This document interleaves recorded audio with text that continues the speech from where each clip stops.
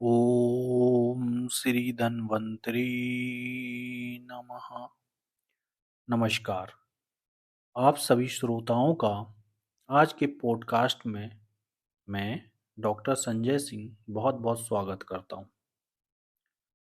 श्रोताओं, आज के पॉडकास्ट का टॉपिक है हमें आयुर्वेद यानी BAMS bachelor of Ayurvedic medicine and surgery कहाँ से करना चाहिए और एक महान चिकित्सक बनने की दिशा में हम पहला कदम किस ओर रखें। तो दोस्तों, पॉडकास्ट के इस टॉपिक के साथ शुरू करते हैं। दोस्तों, नीट परीक्षा क्वालिफाई करने के बाद अच्छी रैंक होल्डर्स को तो MBBS कॉलेजों में एडमिशन मिल जाता है और उनके सपनों को उड़ान के पर लग जाते हैं। वहीं इस परीक्षा में जिनकी रैंक कम होती है उनके पास दो ऑप्शन रहते हैं।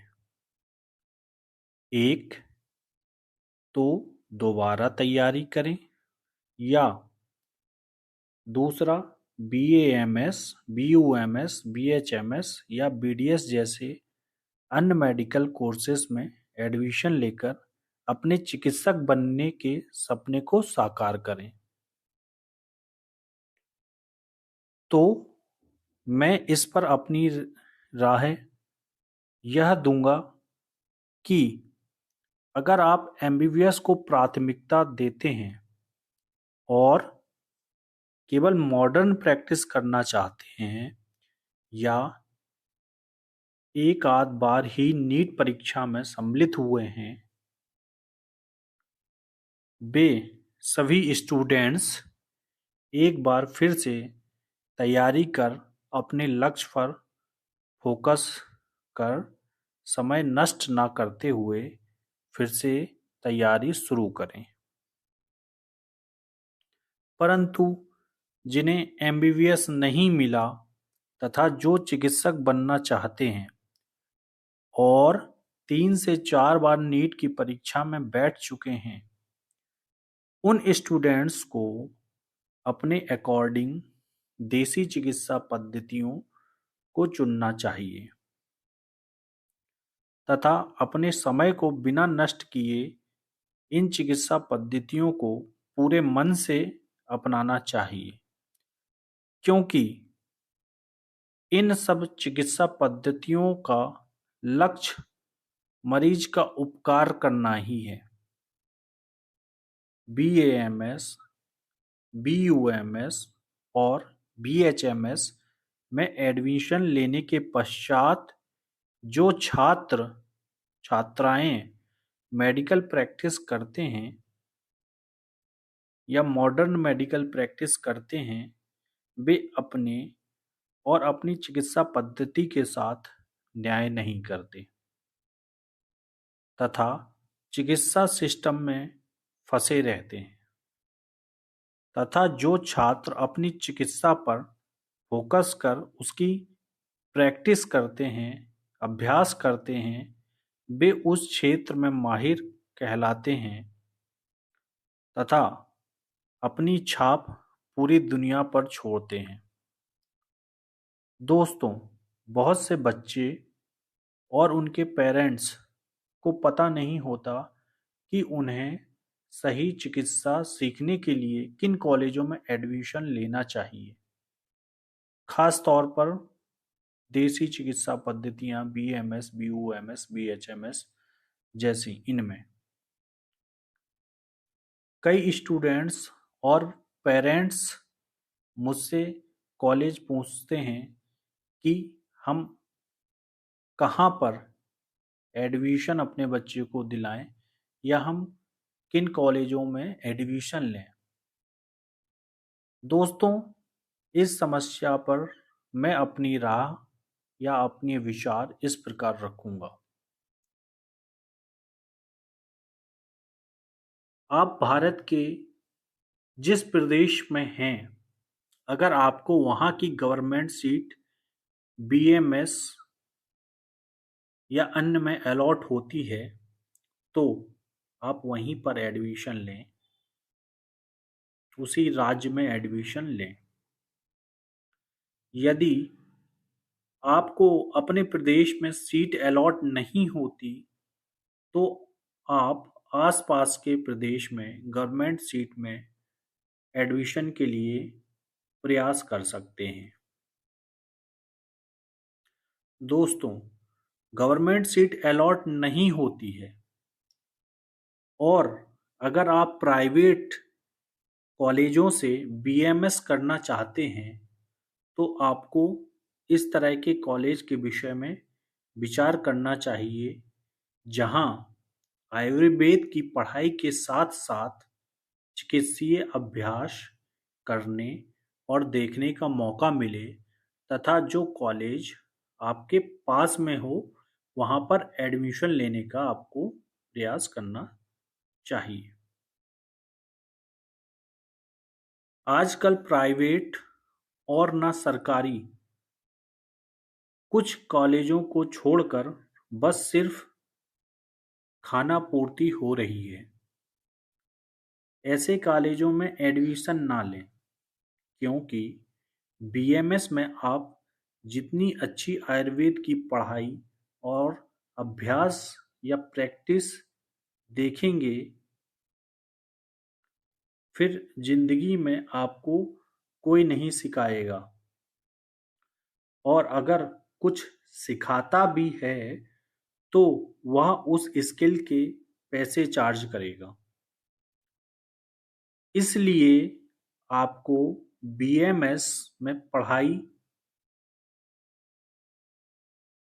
भी आयुर्वेद की करनी चाहिए और प्रैक्टिस भी अपने गुरुओं और चिकित्सीय अभ्यास में रत सीनियर्स या अग्रजों के साथ चिकित्सा का अभ्यास करना चाहिए।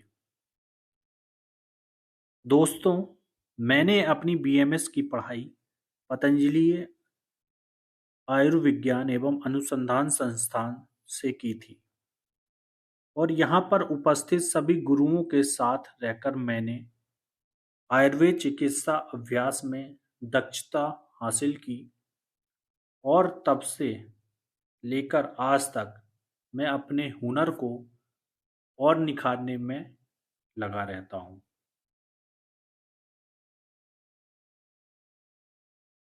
आयुर्वेद में कॉलेजों के नाम तो बहुत बड़े बड़े हैं परंतु उनके दर्शन बहुत छोटे हैं।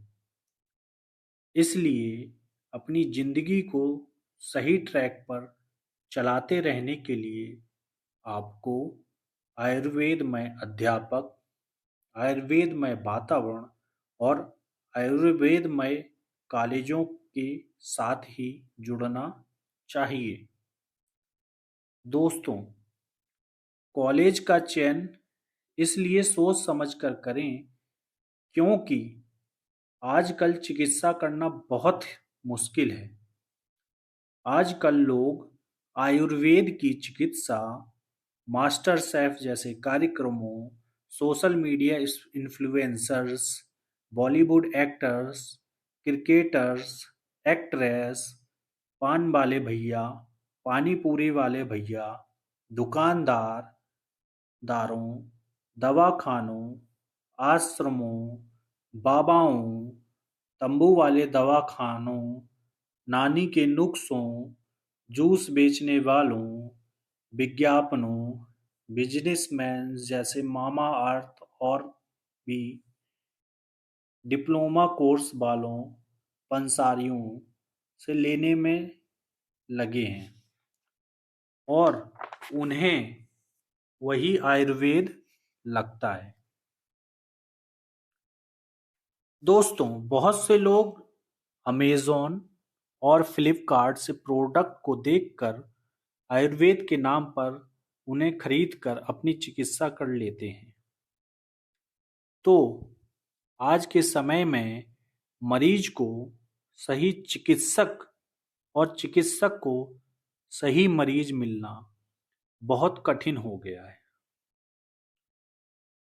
इसलिए आपको पास इसलिए आपके पास जो मरीज आस लगाकर आता है उसका ख्याल रखना आपकी जिम्मेदारी हो जाती है।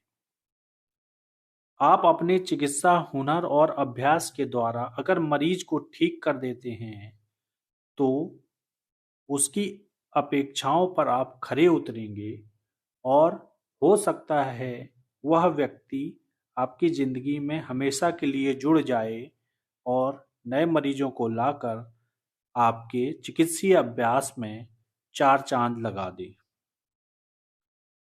इसलिए आपको अपनी चिकित्सा पद्धति पर पूर्ण रूप से फोकस करना चाहिए तथा उसका अभ्यास करना चाहिए। यदि आप दूसरे की चिकित्सा पद्धति में उलझकर उस चिकित्सा में प्रैक्टिस करेंगे तो आप एक सफल चिकित्सक नहीं बन पाएंगे दोस्त।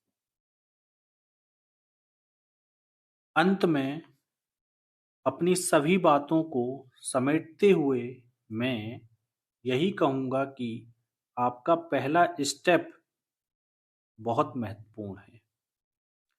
या तो आप बीएमएस जैसी चिकित्सा पद्धतियों की तरफ ना देखें और एमबीबीएस कर जीवन के मजे लें, और अगर आप बीएमएस की तरफ कदम बढ़ा दिए हैं तो फिर मॉडर्न को भूलकर पूरा फोकस बीएमएस के ज्ञान पर करें और एक महान चिकित्सक बनने की दिशा में अपने पहले कदम को बढ़ाएं। धन्यवाद। आशा करता हूं मित्रों कि आपको इस पॉडकास्ट के द्वारा उचित जानकारी प्राप्त हुई होगी।